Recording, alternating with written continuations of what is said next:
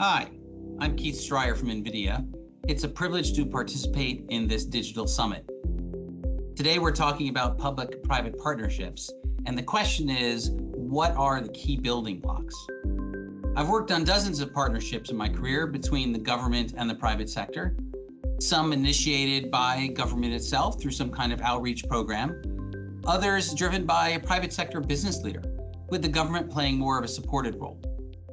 I don't think there's a simple answer to what makes any of these successful, but when I reflect on what has worked, I do see one common denominator: a shared vision, airtight alignment on the purpose for the partnership.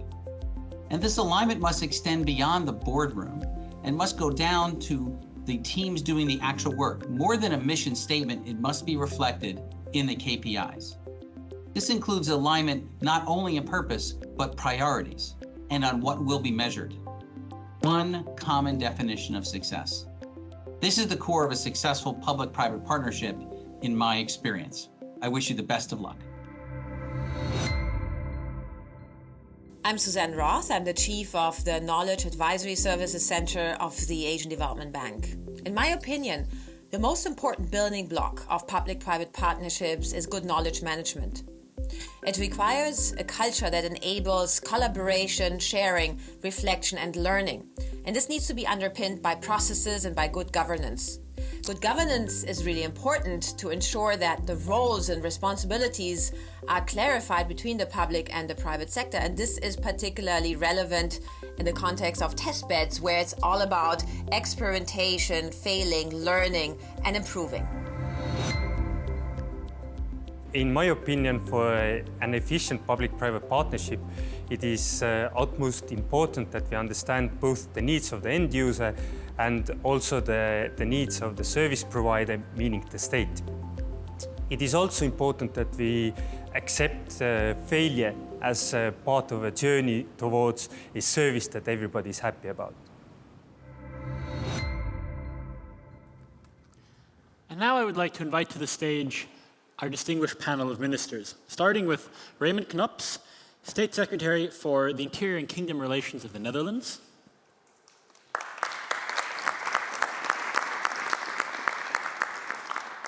Deputy Prime Minister and Minister of Investment, Regional Development and Informatization of Slovakia, Veronika Remišová.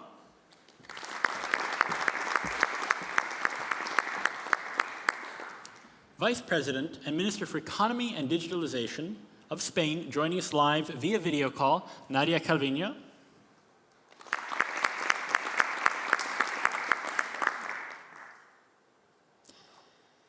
Minister of Digital Agency of Japan, again live from Tokyo, Takuya Hirai.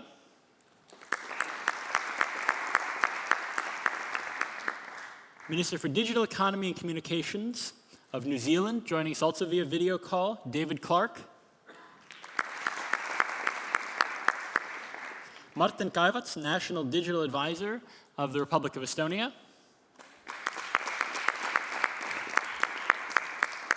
And finally, Digital Transformation Advisor of the e-Estonia Briefing Center, your moderator, Anett Numa.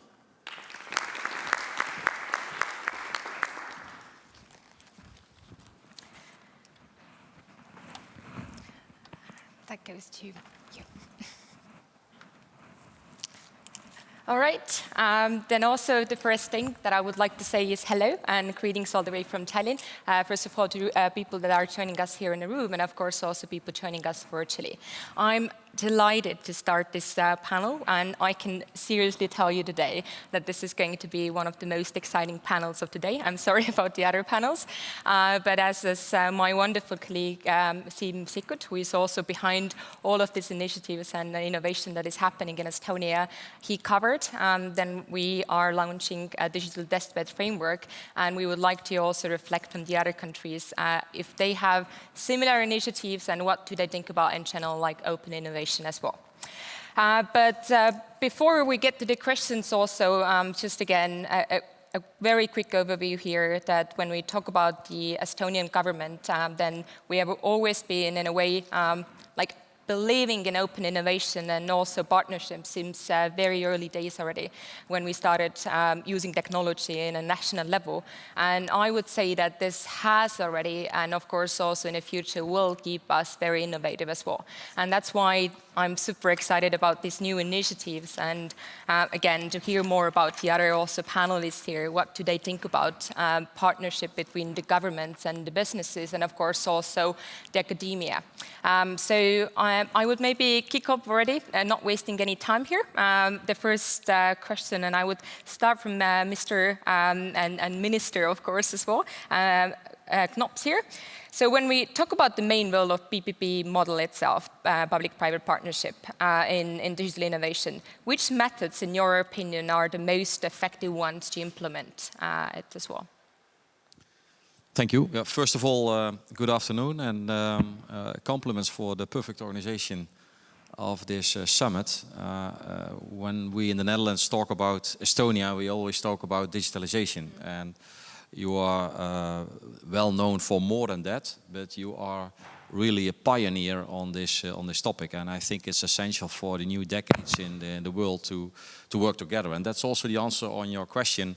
How should we deal, we as the public sector, with the private sector? And I would say there is hardly any difference. Of course, we have sometimes different interests, but we have also a lot of common interests, and we should collaborate as much as possible.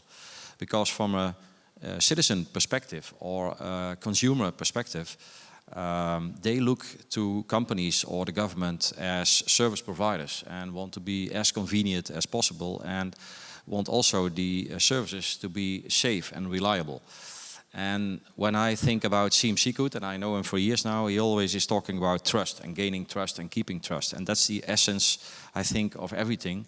So be transparent, work together, share ideas, do also have an open mind and an open attitude in making mistakes. It's part of the process, so be transparent also to the legislators, to the members of parliament, and take them with you on a path in which experimenting means making failures underway, and eventually come to a success. And we should discriminate very precisely in which, let's say, technological solutions could affect public values or fundamental rights. And I think that's the main task of the government, to safeguard these.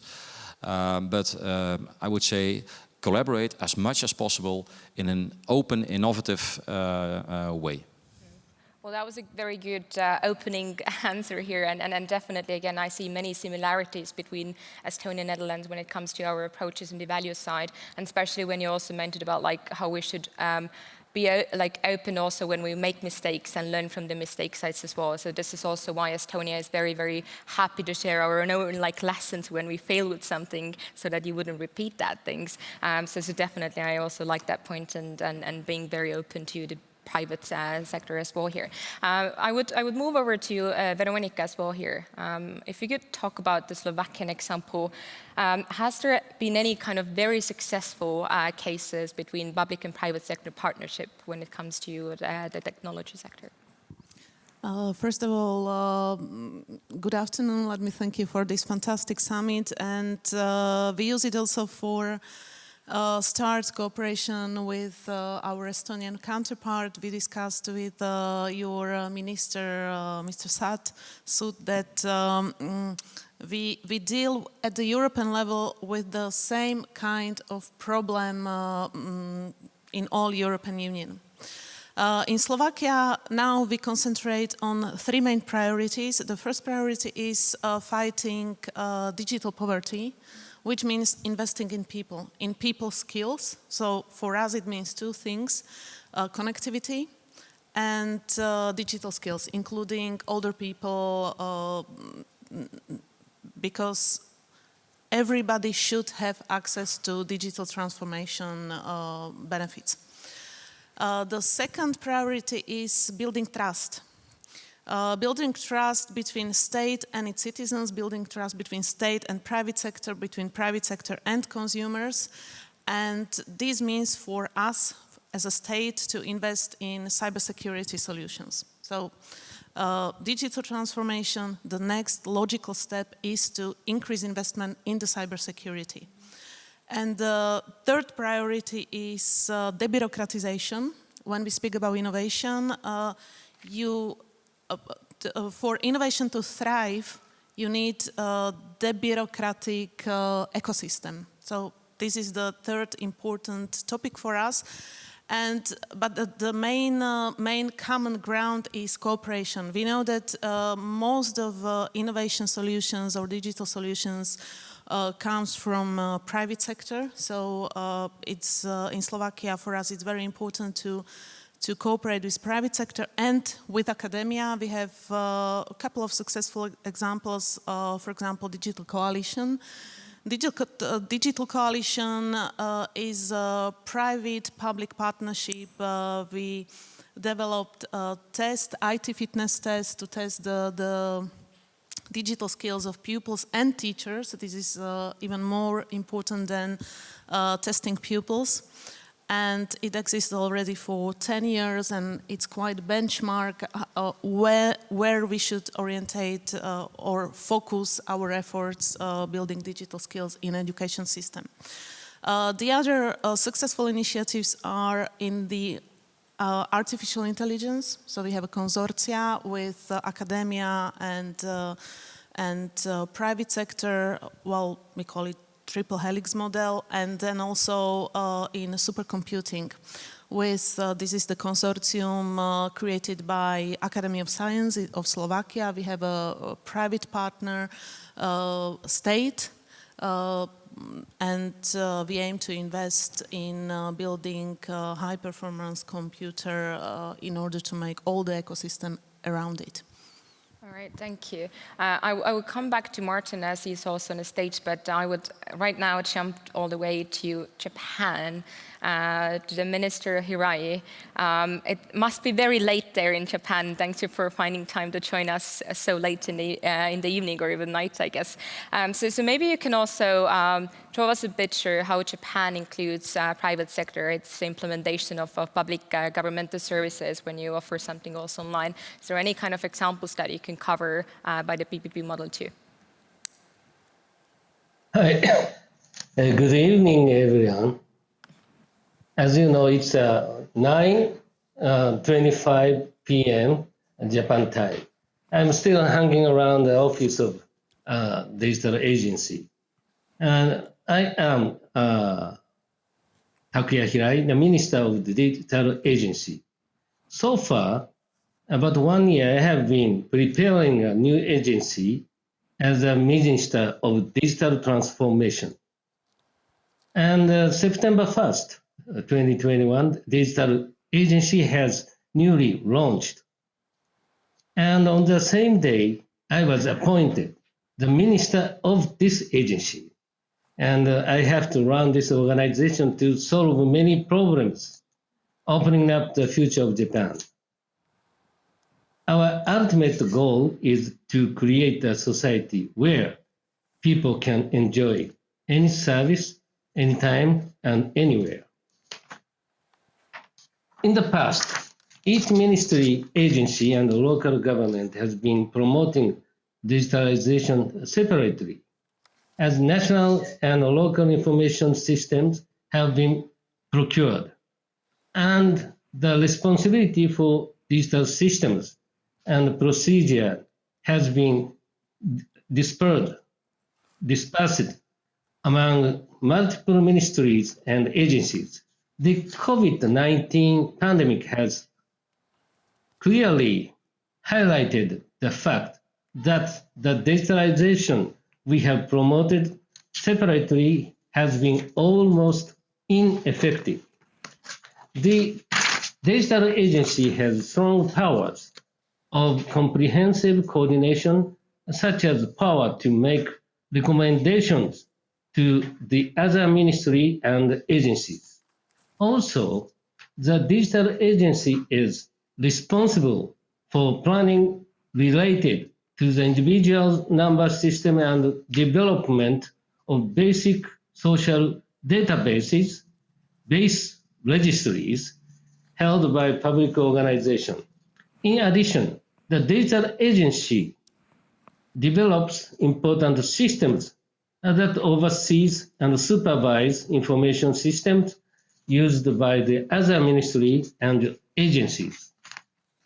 In addition, we aim to make administrative services available via smartphone 24 hours a day, 365 days a year, and to launch administrative service in a week in case of emergency, thereby radically changing the focus from cost effectiveness to return on investment. Initially, the overall number of staffs in the digital agency is about 600, of which about 200 are from the private sector. The digital agency has its own engineers and is planning to produce in-house what it can.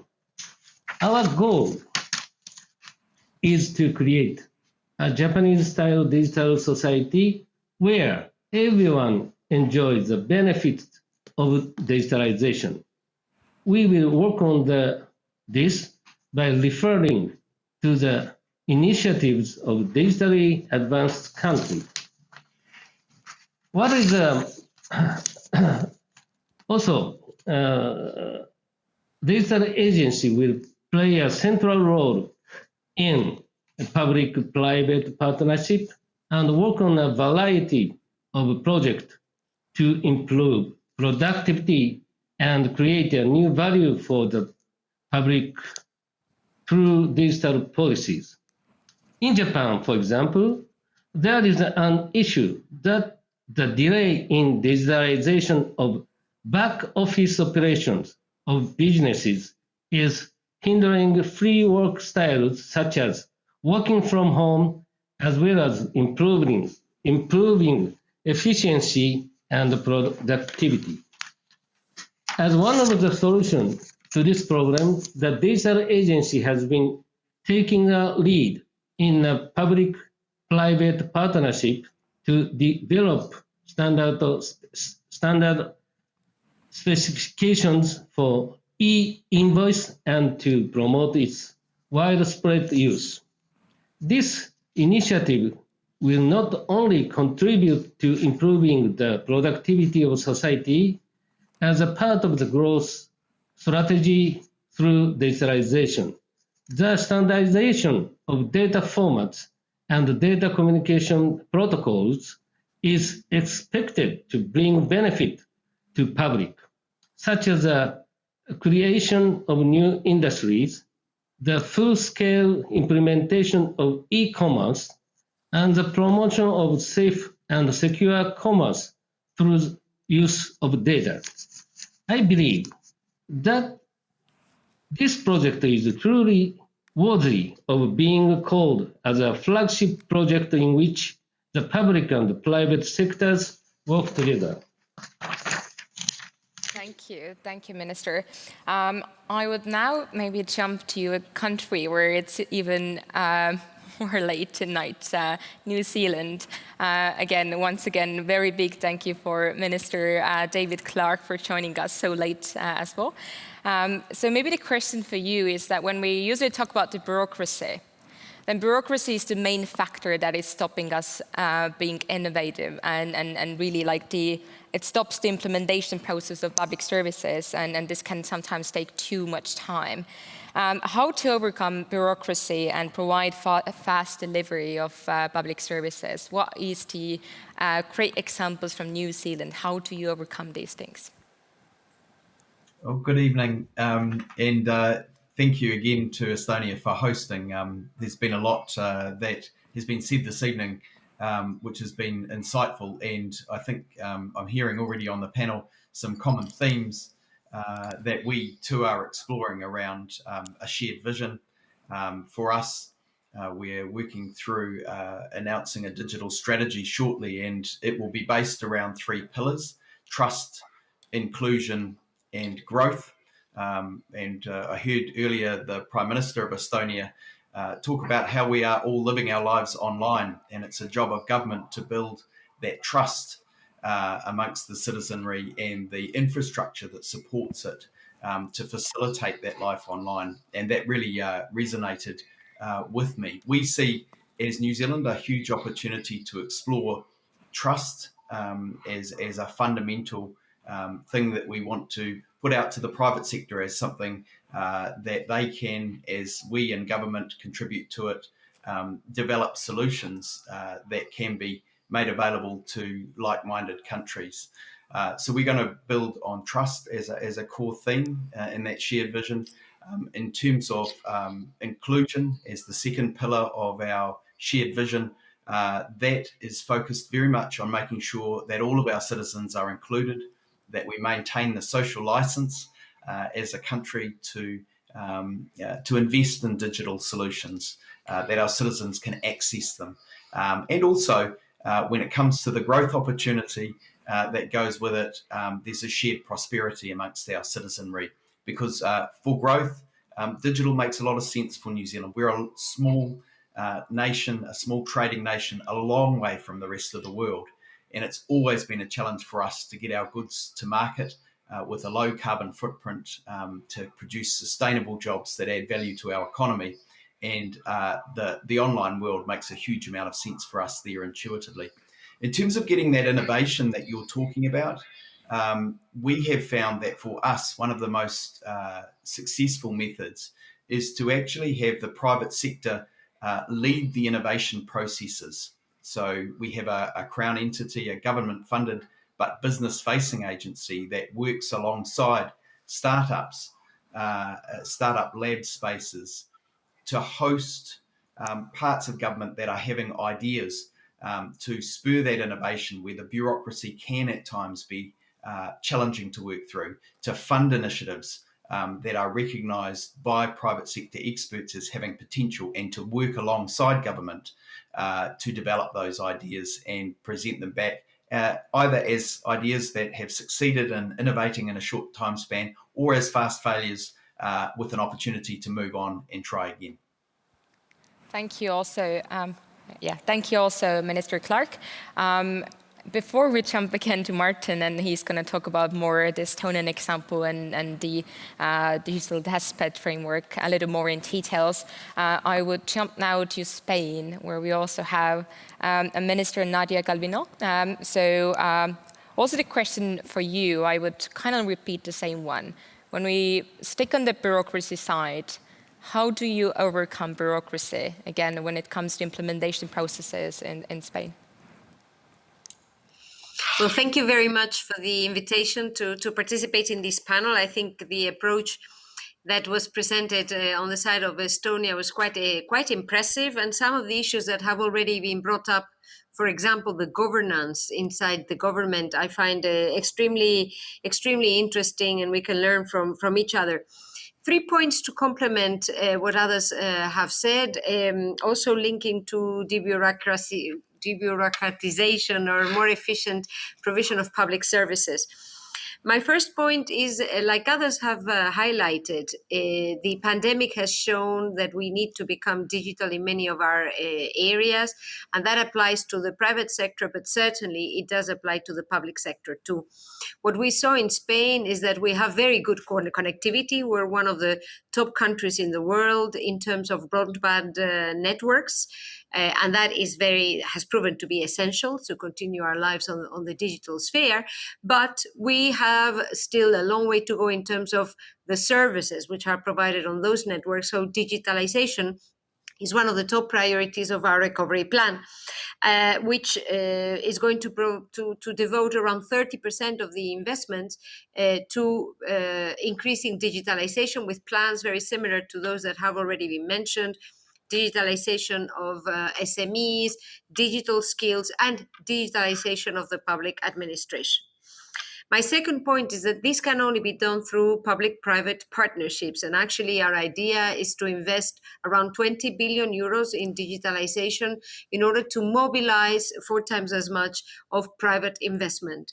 And in order to do that, we have to indeed enhance all the instruments that we have to ensure that the government can keep pace with innovation, that we can put together all the smartest brains and capabilities of the country and of Europe as a whole to try to move ahead in the most efficient manner possible. We have already a platform that has been very useful for this in order to deploy e-invoicing, and we're going to be creating new instruments, for example, a GovTech lab, to try to ensure that we can have access to co-creation in public services, for example, for emerging disruptive technologies, artificial intelligence, blockchain, personalized public services, etc. And that brings me to my third and final point, which is how important it is to ensure that we have a good governance inside the public administration. And I think that this is a subject that is very seldom used, but that can actually be instrumental to ensure that we have a good coordinated approach throughout the whole administration. I was saying before, I admire the example of Estonia, but of course, the challenges are very different in a much larger and decentralized country, such as the case of Spain. And this is an issue that I would be very interested in hearing others' experiences on how to really drive forward these agendas in the most articulated and coordinated manner possible on the side of the public sector. I have one advantage, being the vice president of the government responsible for economy and digitalization in coordinating the rest of ministries. But I'm interested to hear how others are doing this process too. Thank you. Thank you. And this is exactly what we are here for, to hear from each other and learn from each other, all the mistakes and all the great lessons and experiences. Let's jump back to the stage now. I would like to now give the word to Martin Kaevats. Maybe you can talk about a little bit more when we cover the co-creation and reusing existing solutions. They are very beneficial for the governments. Do you have any concrete examples of that? Or again, when we think about the initiatives, the framework that we just introduced or Siim just did, why do we need to have co-creation and reusing existing solutions? So also thank you everybody for coming physically here. This is a unique momentum in time when we actually finally can see each other. And I think till I answer your question, I would like to a bit reflect on Raimond's points and perhaps give a bit of a philosophical twist to it. I think in order to understand innovation, we need to look at the places and the people it happens with. For example, we are all here today, then there are probably lots of different ideas and gut feelings, and we are mingling and we are sharing these. Traditional innovation happened in big cities. Thus, we know London, New York, Amsterdam clearly. And that's why it happened there, because the critical mass of people were there. And those ideas and gut feelings managed to mingle. And thus, ideas came things, and development started to go further. What has happened is that this innovation that used to happen within a physical space can now happen also in a digital space. So when I would be living in a deep forest in Siberia and I'm a good specialist, I can be connected to the innovation centers of the world and I can contribute to those ideas. This is the baseline story of how the ideas have sex. In order to foster innovation, we need to create the space that's trustworthy so that we raise the likelihood of these different gut feelings and ideas mingling. So we need to do it both in the physical and the digital space. But coming to the point of today, in Estonia we've been talking about the idea that Estonia is a kind of test bed because we're small enough. This is like been here since the 90s. I think still the spaces where innovation happen, whether it's digital or it's physical, as mentioned by Raimond and many others, it's about trust. And for example, if you enter a room and you feel awkward, I don't know, a meeting in your office, and you feel awkward, perhaps you don't share everything, and perhaps the ideas won't move further. So this idea of trustworthy space needs to be there on all layers of society, from a meeting room in an office to the whole government. Estonian backbone and everything has been built by public-private partnerships. For us, this was a reason that in the beginning it was very simple. We couldn't afford anybody else. We needed to invent it ourselves. But nowadays, these kind of partnerships, these are the most important things.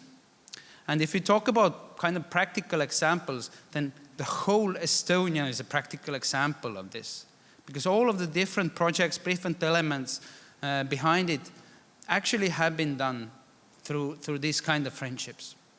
In Estonia it works because, sorry, we have a sauna culture and everybody knows everybody and it's a small scene. So it's kind of easy.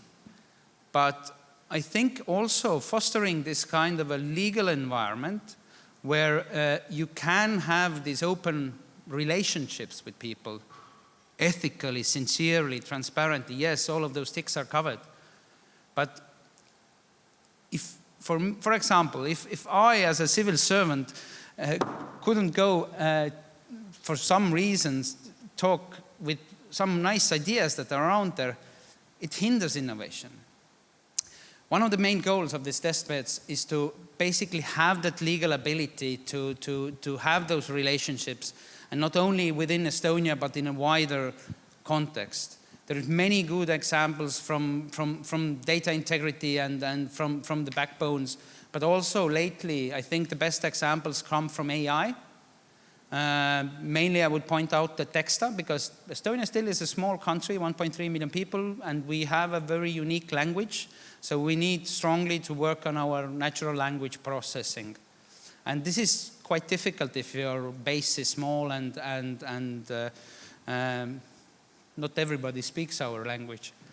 Then I think having this ability of having skipping or not doing the procurement and having a cooperation that is open, transparent, and wider helps to foster this. And this is merely one of those elements to keep the room safe for innovation.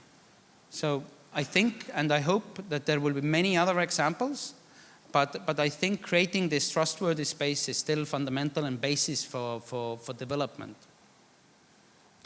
Great. Also, Minister Knops, you wanted to reflect on what was said before.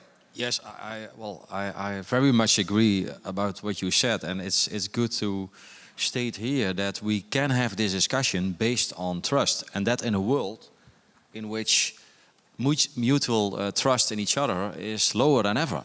So this is interesting that we have now a topic, especially in the midst of this COVID crisis, which pushes us to speed up the pace in developing and being innovative to come forward with all kinds of solutions. But I was triggered a little bit by the bureaucracy and the issue of bureaucracy, because who creates bureaucracy? The government. So who can remove bureaucracy? The government. And I had a flashback to Ronald Reagan in the late 80s, who called upon then President Gorbachev, and he said, "Mr. Gorbachev, tear down that wall." And eventually it happened. So if we want to do something, please solve it. So try to find solutions to avoid bureaucracy, because there is a lot of tension between bureaucracy and an open and safe and unpredictable climate, because you are not knowing in advance always what the outcome of innovations will be. So do not try to predict what you want as a government in detail, because then you get what you want, but maybe that's not a solution for the problem you face. So we have to do it in another way. And I think this open discussion, which we have now all over the world, with people all over the world, is the basis of like-minded countries that not only think that technological improvement is key and is our let's say, our guide. No, we also have to ask the question every day, do we do this in the interest of our people? Are we inclusive? It's said by several people already. I'm a former military, and I was always learned that leave no one behind. So we should not leave anyone behind, because if we leave people behind, we lose trust. And that's a huge obligation and huge task. But the only people that can solve this are we here in this room, in an international atmosphere. So I would say stop talking about removing bureaucracy and start with it today. Absolutely true, and especially when we talk about bureaucracy, this was, by the way, one of the reasons why Estonia started with this entire digitalization process, when we always bring it out like these problems that we were facing in the early 90s. So having a very, again, high level of bureaucracy here, and let's be honest, bureaucracy is very expensive too when we talk about the state budgets. So that's why also we very much need to get rid of that here. And I also very much like the inclusion part as well, that we need to include everybody and then make this as transparent as possible. And that's why, again, there shouldn't be such a big link between private and public sector, and they should work together. So again, that makes more transparency of the society in a way too. But now I would give the word back to Veronika Remisova as well. When we talk about also different kind of methods, how we brought it out, different methods, how governments and tech companies and startups have been collaborating together. Have you been organizing also any kind of events such as hackathons in Slovakia as well to get new ideas, or how do you get new ideas into your government sector that are going to be implemented? What has been your experience so far? I just returned to the question of debureaucratization and bureaucracy. Yeah, there is always a tension between to be fair, open, transparent, and have transparent public procurement procedures. And then you have the other side that it takes time, it's very bureaucratic, and you finish the public procurement procedures and the product is already old, especially in the digital world. So we introduced in Slovakia a dynamic purchasing system, and we also do the market consultation in order to speed up the process to find the best solution for products. And I think the very important step was to introduce the contract, the model contract. So to smooth the process, and so for digital services we have one kind of contract in order to ensure that the IP is on the state side, because this was always during 10 years it was always the problem in Slovakia. So this is one package of problem. And of course, in the digital world, we would also appreciate and we would push for common European solutions. And the question is whether we should not have the special rules for public procurement for a digital sector. Because now we have a directive on public procurement at the European level.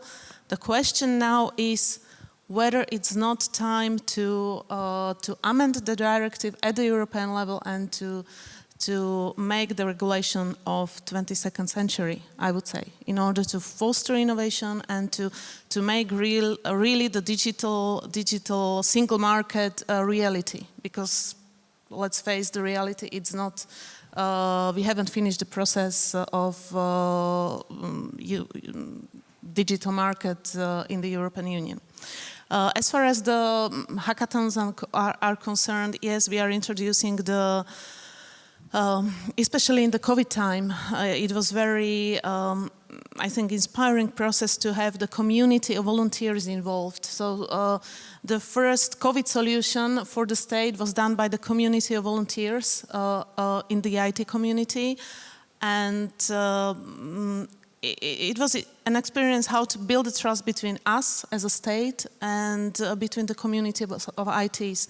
You know, I don't know how it's in your member states, but the IT community is very demanding, very critical, because they always think that they know to do it better than the state. So it was to have them on board and to cooperate with them. And we create, this is just an experiment, it works 1 year. We created government startup for flexible IT solution. Especially it was good in COVID times, because if you have to do all the public procurement procedures to have a, for example, Green Pass or COVID website or COVID solution, now we have government startup which is doing the work for us. We have coders and all the IT professionals. And of course, I don't know whether we will touch the problem, but for the state, the most critical thing is to find skilled people, IT architects, IT designers, and so on. So we cooperate with with private sector, but here this is the competition point, because there is everywhere there is a shortage of skilled people. So we try in our digital strategy also, we try to develop idea how to make the work for the state so cool that they want to work for us. Well, yeah, we could have another panel discussion of the lacking of people in IT, which, by the way, the number is in Europe itself, there is 3.5 million people missing in ICT sector working. So we really have a lot to work to do as well by attracting. But let's jump back to Japan. And when we talked about already the very difficult procurement processes, and they can really prevent technology companies implementing innovative solutions in public sector, of course. But besides that, of course, also when we think about how to deliver the very efficient and full-functioning services as well, well, the state itself also has to be a very smart customer. So when we do these very difficult procurement processes, we have to write down everything that we are looking for and we want to get from the IT companies to deliver us. You brought it out that the IT sector is very demanding itself. I see this as a very positive thing, because they can really deliver us great services. At the same time, we might not be ready by the public sector to really write everything to the procurements and to really ask for the best services. How has this been sold in Japan? How can you be a very smart customers and make these kind of procurement processes a little bit easier for your technology companies as well? Can you bring it out any examples from your side? That is a very, very difficult question. I recognize the situation where we have been developing our own information system for many years with a particular vendor. We call so-called vendor lock-in, is due to a lack of capacity on the part of the client. To solve this problem, I believe it is important to improve the capacity of the government as the ordering party and to create a competitive environment in which multiple operators can participate, for example, by adapting open technologies. In particular, I believe that startup players that drive information with their agility and the spirit of challenge. In relation to digital, I think that a startup can be competitive, especially in the area of UI, UX. For example, in the vaccination record system, to adopt a system structure that is scalable and flexible, the national government has prepared a cloud and municipalities use it. This has made it possible to speed up the confirmation of vaccination records and the coordination of information among municipalities. In addition, this allowed us to make flexible improvements by listening to the views of municipalities and the vaccination site. Using that databases, it is also possible to deliver the vaccination certificate to resume economic activities. In the future, digital agency will appoint people from the private sector who have a wealth of experience in placing orders and will develop its own basic systems for common use by the government. In addition, digital agency will implement a centralized project management system to verify whether there is any bias toward specific technology or ambiguity in ordering, thereby realizing a procurement environment that is open to a wide range of business. We will also examine the digital agency's own procurement rules and code of ethics and develop rules of system for compliance. Thank you. Great. And now the floor back to New Zealand. Minister David Clark, could you bring it out like how this process has been managed in New Zealand? Are you, as a government, a very smart customer of again, doing your procurements, or how you have solved this issue that these processes are just stopping us for innovative ideas? And as Veronica Ermisova also brought it up before, that sometimes when we finally implement the solution, this is already old. How you have solved that in New Zealand? Well, I think in a way, the COVID period has given us license to do things a little bit differently, and that has played out well for us as a country of 5 million people. We're not yet at 4,000 cases in total over the course of the pandemic, and we've had 27 deaths in total over the whole pandemic so far. And part of that has been because our innovators have come on board from the private sector, and the COVID Tracer app that we use in New Zealand that supports the public health response to be quick and agile has been developed and added to over time. So it started with trusted partners working with our Ministry of Health to develop a basic app where people could scan in as they visit different businesses, as they visit events and so forth. And that, I'm sure, has been true in many other jurisdictions. But what was built into that app from the start were rules around the way that the information would be used, that it would not be centrally held by government, that it would only be released if the individual whose information it was chose to release that information.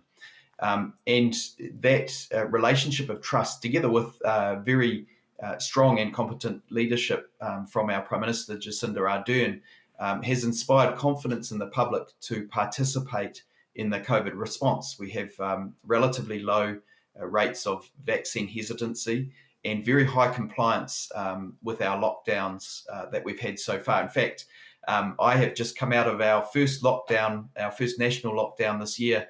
At the start of this panel session, we had a 3-week lockdown, and that is the first national lockdown this year for us.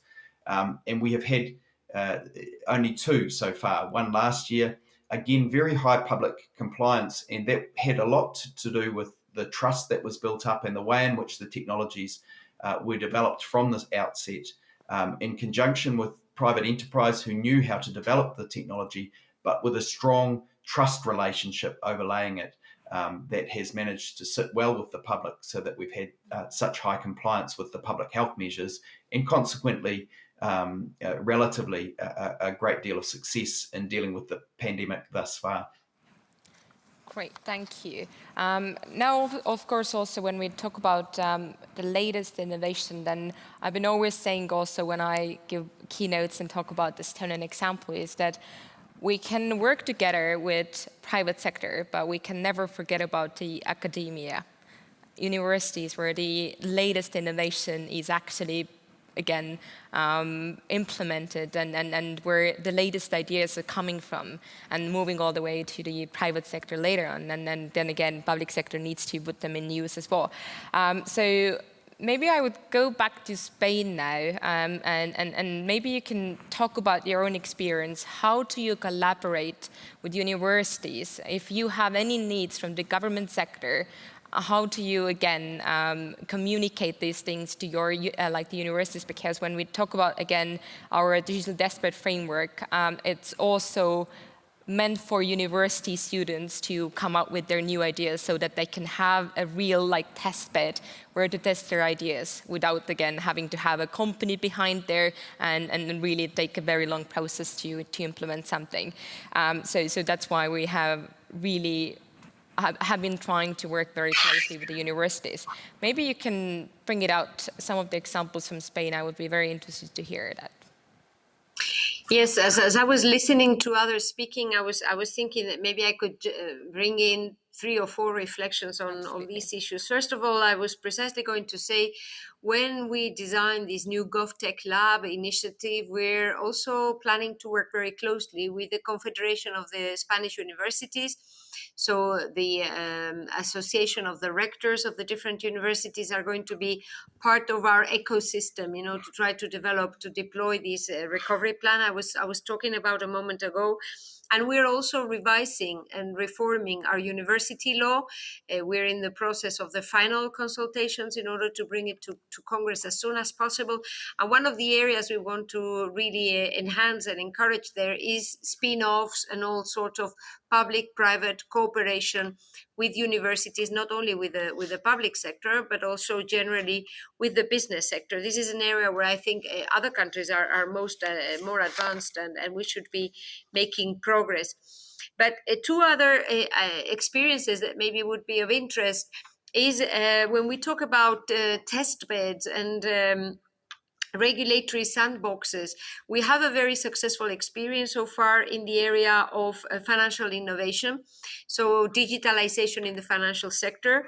We just launched the second call for projects, and in the first one we got 67 proposals and we selected 18 of them. I think our program is quite similar in terms of the numbers to the UK sandbox, and the evaluation is very positive, and it does provide also improvements which aim at enhancing the welfare of citizens. In that sense, making it easier to have access to funding, having a more efficient digital identity and payment systems, reducing the operational cost of financial institutions, preventing fraud and money laundering. So these regulatory sandboxes are ways also to cooperate with the public sector and to enhance not so much digitalization, but adjusting our rules and regulations to the new digital world.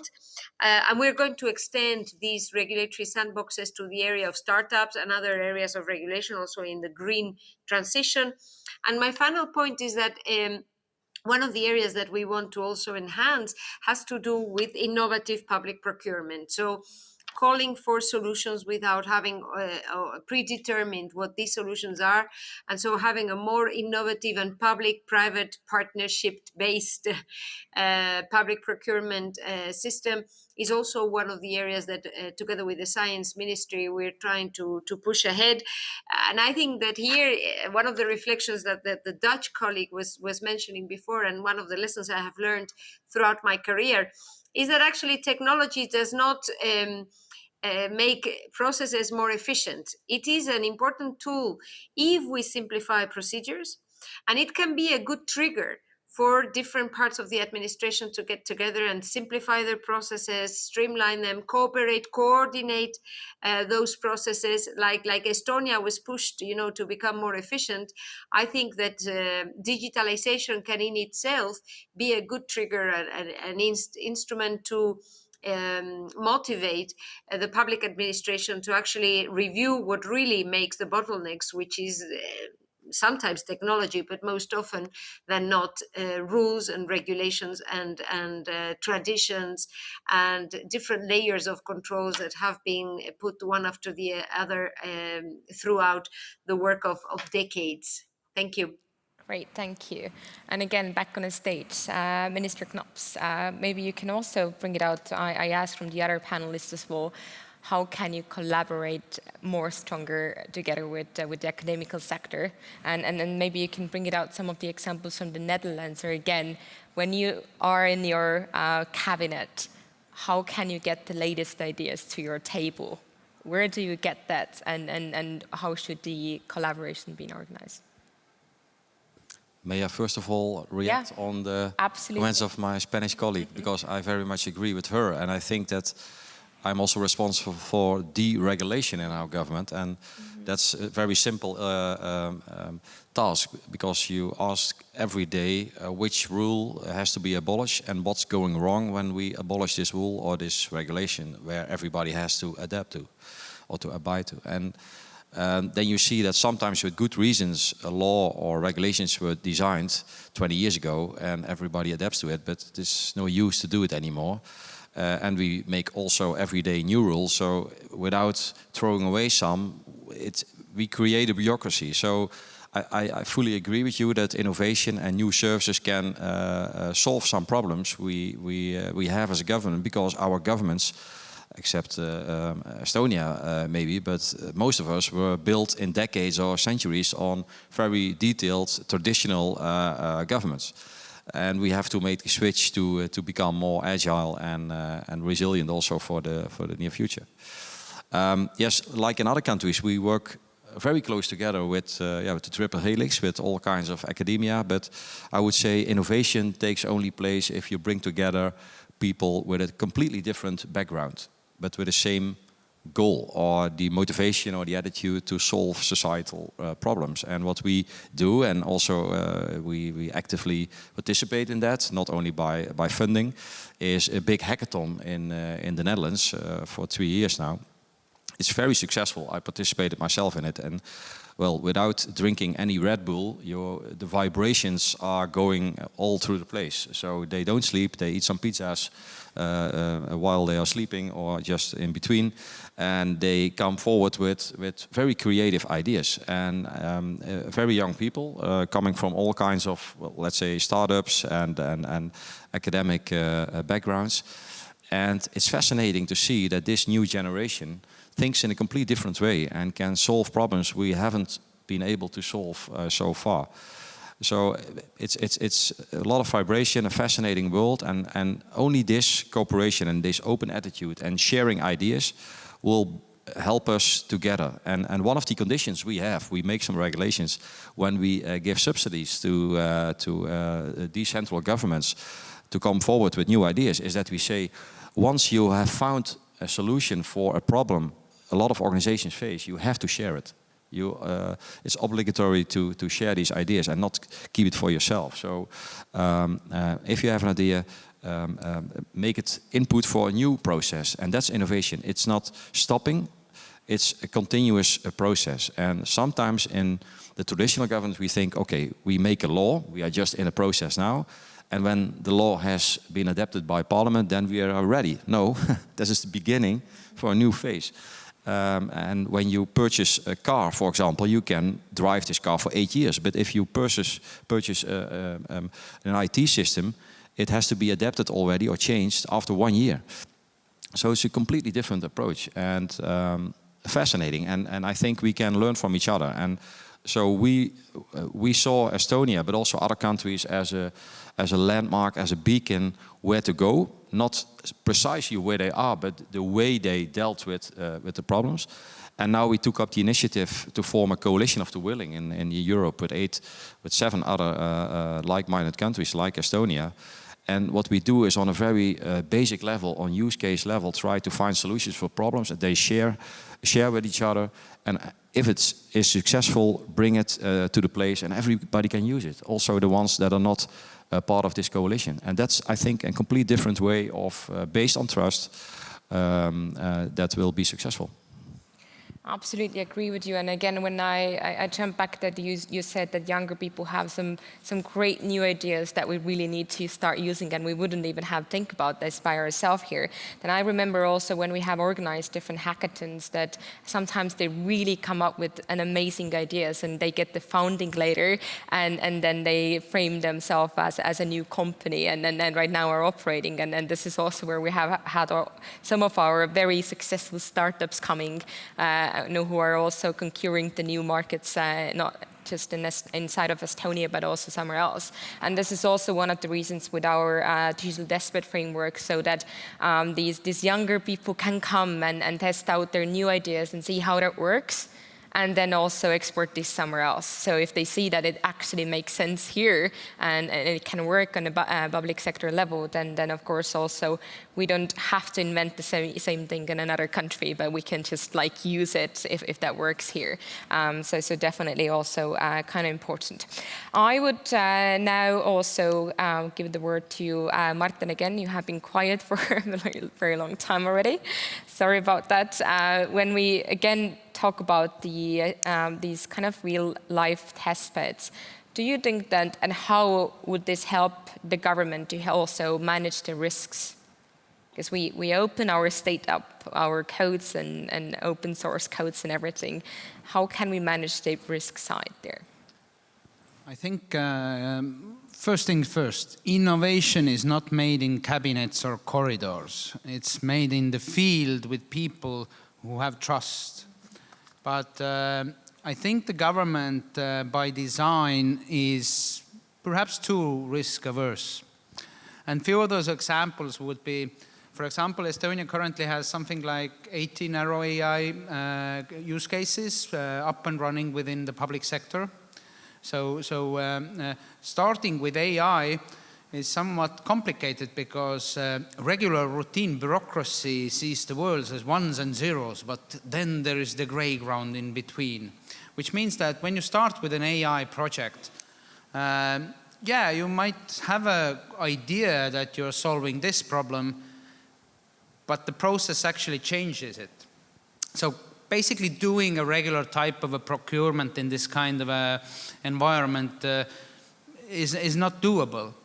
So that's why we have done basically some smart guys from the public sector come and help. Smart guys from the academia also come and help to kind of frame the problem and help to build the community of AI within the Estonian public sector, because these are the new tools we need to understand. But I think in order to avoid, first thing, I think government should not look at the world as ones and zeros only, because like if you look at the development of AI systems, you can never be sure that this exactly this thing will be delivered. All of this is a process that changes, and this is the difficulty why somewhat some governments have a difficulty of deploying these both AI and digital systems because it's actually not about technology. It's about the culture and the mindset around it. It's about creating the trust, as we've been talking.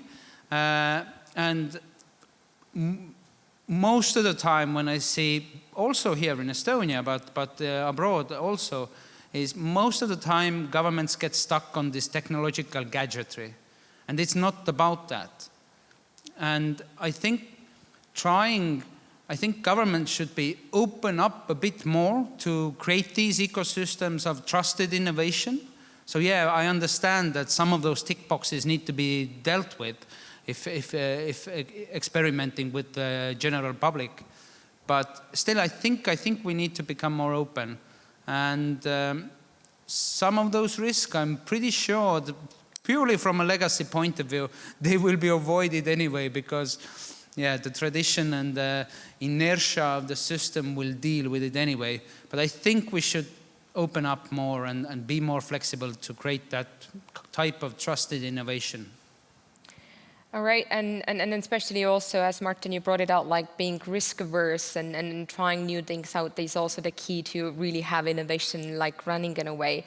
Estonia has been also opened by the security sector for many companies as well, or even like for the good hackers, for example, when we talk about that we've been voting online for the past 16 years already, and many other solutions as well that we have been letting also the in a way, like a good hackers to try and test it out our system so that we would see where are the weakest points.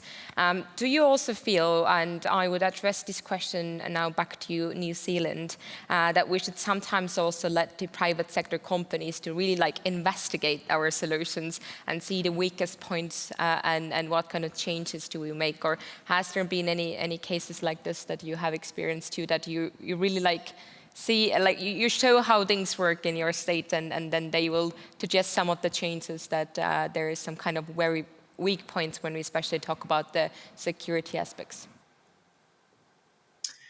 I think there's always going to be a case for the private sector being able to test those things and show us where we have challenges. The simple fact is we've also got lots of actors who are less benign doing that all the time. And I think it's important that we don't get too hung up on the security aspects and the bureaucracy of the way things are and stop innovation happening. Raymond earlier talked about getting rid of bureaucracy now, and that really resonated with me when I think of some of the examples of things that we've just got on and done. And yes, they do need to be tested, and the security needs to be assured. Those technologies are coming online, but the Smart Start initiative for registering the birth of a new child, which provides resources to new mothers around the birth event, was something that was just got on and done here, and it's been hugely successful. And none of that takes away from the importance of checking on the security. That has to be done right, but there's always a reason why we might not do things. There's the simple fact is that there will be attacks. The number is increasing. Earlier sessions that covered cybersecurity made the point that the ransomware attacks, the statistic I think was over 200% up in the first 6 months in an earlier panel. These attacks are going to keep coming, and what is important is the resilience of our systems, the ability to get things back online, the attitude that we take, the position that we take as governments, prioritizing cybersecurity to make sure that when we do innovate, we've got the best possible chance of doing that without interruption. Yeah, and of course, when we collaborate with the private sectors as well, there is always this kind of clear lines there. Because when we have, again, delegations visiting us physically in Estonia here, and they hear about like how everything has been built together with the private sector, always one of the questions that is raising in a way is, okay, but do they have also access to your information, or how this has been regulated? So when we go back to the regulational side, then of course this has to be divided in a way that what kind of information private companies who provide us kind of like infrastructure and solutions can actually access to. So maybe also Minister Knops here, if you could just bring it out, some of again like examples by the Netherlands side. You do collaborate, of course, also with private sector when you use some of the solutions. How has this kind of processes been reflected to people? Because one of the questions when we, especially the topic of this conference here, is the trust side here. So again, to win the trust from the public, like from your citizen side, is to always open up how things are working. What's the background there? How do you reflect these kind of collaborations to your citizens, saying that this is how we collaborate with companies? They have your access to your information that way, or how this has been managed? Yeah, this is let's say a complex issue also from the political perspective, because risk avoiding is something which maybe nobody wants, but we all do, because that's the political debate. Something goes wrong in government and somebody has to be held accountable, mostly a minister or something. And finally say, well, we will do everything next time, we will not make the same mistake. That's a good idea, but we can't promise that we don't make mistakes. I always learned from my mother that you have to stick to your promises. So one of the first things I did to my parliamentary committee, it was not my parliamentary committee, but the parliamentary committee in our parliament, was I promise you I will make mistakes. I don't know which mistakes, but there will be mistakes. But I need this space to create an environment that we can experiment, because part of experimenting is going beyond the lines and making mistakes. I always say I try to avoid making the same mistakes, because that's stupid, but all other mistakes belong to the process. But that's difficult in a society, also in the Netherlands, in which the public opinion is very, well, sometimes criticizing these kinds of processes. At the same time, there is a paradox or a contradictionary between the way people deal with all the information that is used by the big techs on on a tablet or on a smartphone, and at the same time criticizing the government for not being transparent what to do with the data. But we shouldn't complain about that. We should lead by example. We should set new standards. We should agree, like was said, which was said this morning in the panel discussion, on common principles and standards, and work them out and work via the path of these principles to solutions which we are not aware of at the moment. That's the only thing you can do. Be transparent and step by step try to gain or regain trust. And the COVID crisis so far learned us, and I talked already with a lot of colleagues these 2 days, and it's surprising, or maybe not, to see that all these processes have taken place in the respective countries, that we all had a struggle. We had a time constraint because there was a crisis. We had to solve problems in a very short time. So we had to do it in another way than we normally do, where we have a lot of time. And we all came one way or the other. Different ways lead to Rome, we always say, but we came in Rome eventually. And there were some differences between the countries about the trust, or these apps, these corona of COVID test apps, did they work well or not? They worked. But were they accepted by society? And that's something we as politicians have a special task to convince people, not by only arguing, but also to let's see that it works, that it's that their data is reliable. And yeah, for example, we have a very some issues with child allowance problems with the tax department, and there were data used which could be afterwards explained as biased data, in which some people became or were put on a blacklist, with enormous consequences for their private life, because they didn't get any allowance anymore, and they got in an extreme poverty situation. And it did something with the trust in government. So trust is something, if you lose it, you have a problem. So step by step, transparent, and if you make a mistake, which you will do, explain what you did to repair and go on. And that's the only way to go. It's maybe for some people not very a very comfortable situation, but it is what it is, and there's no way back. There's only a way forward. I could not agree more, especially about being honest with your mistakes and admitting them to the public, and really not trying to hide anything. And I just remember when you were talking about this, that our former president, Mr. Ilves, he said a sentence once that also I really, really liked about how Estonia was back in early days when we started this digitalization, that we were pretty much like a startup. And what I mean about the startup, it was also reflecting to making mistakes. So we're saying, if we're going to fail, if this is going to be a mistake that we're doing today, we can do something better tomorrow, but we just have to admit that. And I fully agree, and this is really the same thing that you were just saying here. But Veronica, maybe you can also, the Slovakian example, if you to make mistakes in a way, again, by again, the new implementation of something, how do you communicate these things to your people? And do you feel like working with a private sector can help you some way to do a little bit less mistakes, because they have been already trying these new solutions in the market for a little longer, maybe than the public sector has, and has there been any help with this side? I would love to say we do not make mistakes in Slovakia, but that's not true, of course. Yes, We do. Especially when we have time constraints, like my Dutch colleague said, that in the COVID crisis, everything had to be fast and immediately, and it was already late. So we try to involve the IT community of volunteers. So when we publish a solution, then we let sometimes the community to test it as a pilot or alpha version, and then we try to improve the apps or solution that we have. And it helps a lot. We just communicate honestly with public that here, this is a pilot version, please help us to improve it, give us your feedback, and we do everything we can to improve it very fast. And it worked quite well.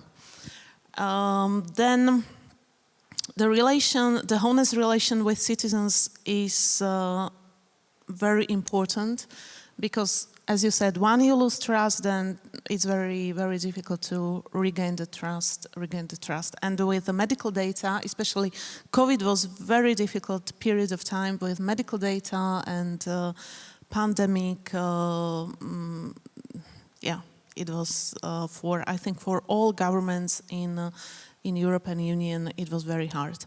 And I appreciated very much the initiative of the European Union about Green Pass, because it was a common solution, common legislation. This was very important. Partnership, standards, and then we developed it. So, and I think this is how the cooperation in the European Union could and should work in the future. And also, because we are national politicians, so sometimes it's very hard to sell common European solution, but this time it was it was very helpful also for us. Even it created healthy competition between states, because our citizens said, yeah, look, they have already the Green Pass application, and so I think it was very, very good experience. And it relates to what you said about the common solutions. 2 years ago we introduced EU license. So we try to do everything now in open data, and then to reuse it for other institutions. We will have a very good experience with our structural fund management system. So we give the license to other ministries, and I think that this principle, maybe we can do it also at the European level. We have in Slovakia we have a GitLab, when you put an open code and another can use it. So maybe also this is the way how to share good practices across the European Union, to have a case for common approach to sharing experience, to reuse software solutions, and to help each other. Thank you. Now I would like to do the last round of questions, and there is one single question to each of the panelists to sum it up here. So if you could just bring it out, each one of you here, what are the 3 best ways to make collaboration between private and public sector work more efficiently? Just to sum it up, let's jump to New Zealand. I know that you are waiting to go to bed. It must be very late there. So I will start with you here. 3 best ways to make collaboration with public and private sector by using technology, implementing new innovative solutions, working more efficiently. Well, I think the trust aspect that's been spoken about so often is absolutely critical. That would be the first thing that I would put in there. The second is the space to innovate, giving permission through whatever format, whether it's a shared platform that sits outside of government, to innovate and to succeed or to fail fast, to allow the room for innovation and have that as a part of the culture is absolutely critical. And I don't have a third, so I'm going to stop at 2. It's 1:30 in the morning, and I'm going to turn over to the panel, who I am keen to hear from as to what their top 3 are. Great, thank you. Now to Japan, from your side too. Okay. What are the 3 best ways to make collaboration happen more efficiently? let's try to keep that very Okay. short. Okay. Before I answer that question, that I'd like to tell you about our mission and vision. Digital Agency's mission is to achieve human-friendly digitalization that no one will be left behind. In Japan, the country with the most aged society in the world, and a population of more than 120 million people, I believe we can present a new model for solving social issues by overcoming the aging, disasters, and problems through digitalization. Therefore, we will ultimately integrate the potentials of various regions and communities and will realize diverse happiness for individuals while boldly and speedily implementing digital reform. As a result, I'm sure we'll be able to create for Japan for a future that we can proudly present to the world. The Digital Agency has two visions for achieving this mission. The first vision is government as a service.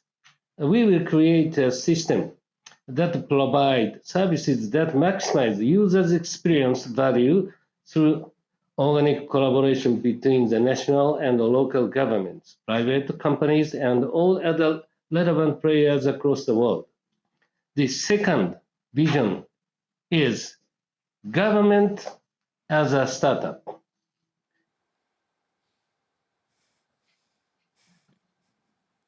The digital agency will exercise leadership in boldly and speedily implementing a society-wide digital reform by ensuring aspiring personnel work together under the mutual trust and learn from many challenges. To be true, our agency is itself is a startup.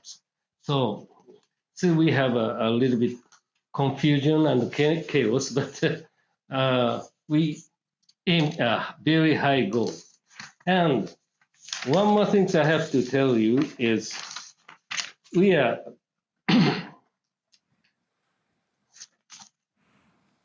another concept. Maybe you cannot read, but make sure everyone enjoy the benefits of digitalization and never leave struggling people behind. That is a fundamental principle of the digitalization Japan is promoting. For this Japanese wave of digitalization, we call term Digido. It's a pun of Bushido, which refers to the way of life as a samurai that is governed by strict code of conduct. I'm sorry, I have to cut you off. I have to cut you off here now because we are running out of time otherwise, and we have still. Anyway, please come to Japan and visit our agency. Absolutely, thank you very much. So now back to Spain, very quickly, because otherwise we are running out of time.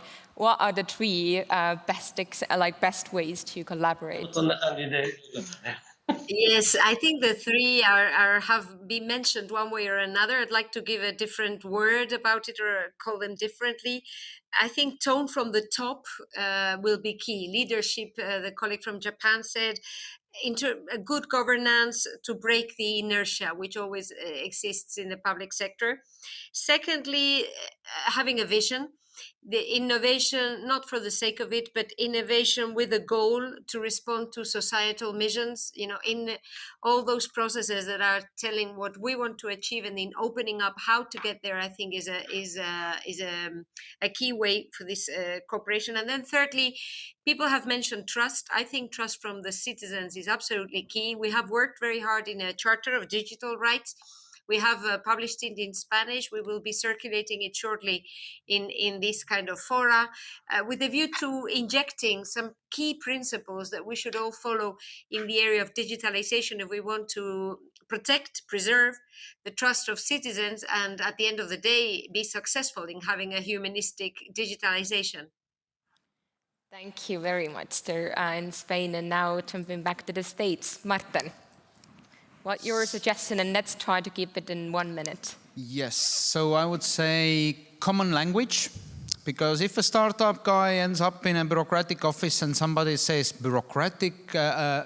procurement procedure, then they probably don't understand what that means. So we need common language between all of those stakeholders. Second, we need stewardship. What I mean is something like the Foundation for Public Code has done. There's a standard for public code, how to steward, how to everyday maintain it. I think that's key. And third, and fundamentally, this is not done everywhere, but we are seeking to do it, is micro procurements. Let's cut up those big pieces into small chunks and diverse the risk as well. Risking with 20,000 euros is not as bad as risking with 10 million. Thank you. Thank you. And Mrs. Remiso as well. 3 things how to cooperate with private sector. First thing is building trust. Building trust based on code of conduct. As Japanese colleague said, code of conduct of samurai, of code of ethical and professional standards on both sides, of course. The second is expertise. I mean, expertise on the state side. You can't cooperate with private sector if as a state you don't know what you want. And third thing is openness. Everything has been already invented, so why not to share? Why not to inspire each other? So openness. Thank you. Thank you. And the final words, Minister Knops. Well, my short answer would be I fully agree with everything that has been said by my colleagues. But maybe that's too easy. Well, I think that the role we take up as a government should be not only wait and see, which we have done for years, I think, because we were not fully aware of the impact of what was happening in this disruptive technology era. So be part of it. Be actively engaged, get to know how these communities work and what kind of solutions they can offer. And for the rest, I fully agree with what has been said. Great, thank you. Then it's my time now to sum up our panel.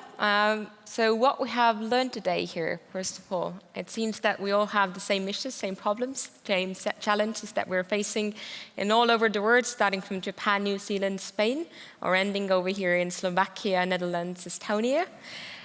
But also what we could conclude as well here is that the trust is the most important thing, but we really need to open up also for the private sector to get the latest ideas into the use to the public sector side.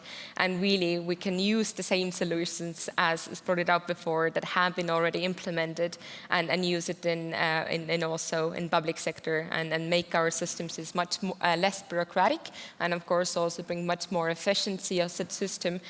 And so my suggestion here is to really open up and come make your innovation happen here in Estonia. You can test it here.